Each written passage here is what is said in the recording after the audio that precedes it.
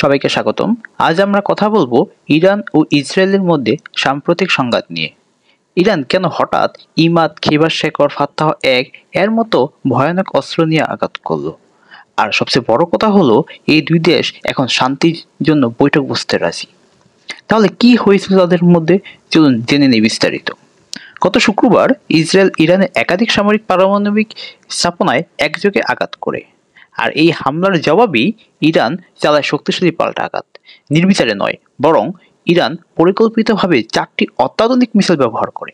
এর মধ্যে এমাদ, এটি একটি মিড রেঞ্জের ব্যালিস্টিক মিসাইল যার রেঞ্জ 1700 কিলোমিটার, যা পারমাণবিক ওয়েট বহন করতে সক্ষম। ফাত্তাহ, যা হাইপারসনিক লাইট ভেহিকল, প্রায় 1500 কিলোমিটার রেঞ্জ পর্যন্ত আঘাত হানতে সক্ষম।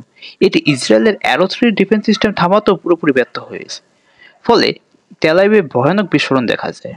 খেইবার শেকাদ, এটি 1450 কিলোমিটার রেঞ্জের একটি ব্যালিস্টিক মিসাইল, অত্যন্ত দ্রুতগতি সম্পন্ন হওয়ায় ইসরায়েলের ডেভিড স্লিং প্রতিরক্ষা ব্যবস্থা এটিকে থামাতে ব্যর্থ হয়। হাজ কাসেম, এটি 1450 কিলোমিটার রেঞ্জের একটি ব্যালিস্টিক মিসাইল, যা ইসরায়েলের বিমান ঘাঁটিতে আঘাত হানে। তবে এই হামলার পর ইসরায়েল সেনাবাহিনী জানায়, ইরানের হাতে এখনো এমন অনেক মিসাইল রয়েছে যা ইসরায়েলের জন্য মারাত্মক ক্ষতির কারণ হতে পারে। ইরানের এই হামলার পর ইসরায়েল কিন্তু আবার পাল্টা হামলা চালায়।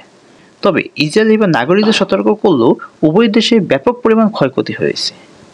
ইরানে প্রায় 406 জন, ইসরায়েলে 13 জনের মৃত্যুর খবর পাওয়া গেছে। তবে আশার খবর হলো, মার্কিন প্রেসিডেন্ট ডোনাল্ড ট্রাম্প জানিয়েছেন তিনি ফোন কলের মাধ্যমে উভয় দেশকে এক টেবিলে আনার চেষ্টা করছেন। নতুন আপডেট নিয়ে আবারও দেখা হবে। নিরাপদে থাকুন, ভালো থাকুন। আর ভিডিওটি তথ্যবহুল মনে হলে লাইক, কমেন্ট, শেয়ার করতে ভুলবেন না। ধন্যবাদ।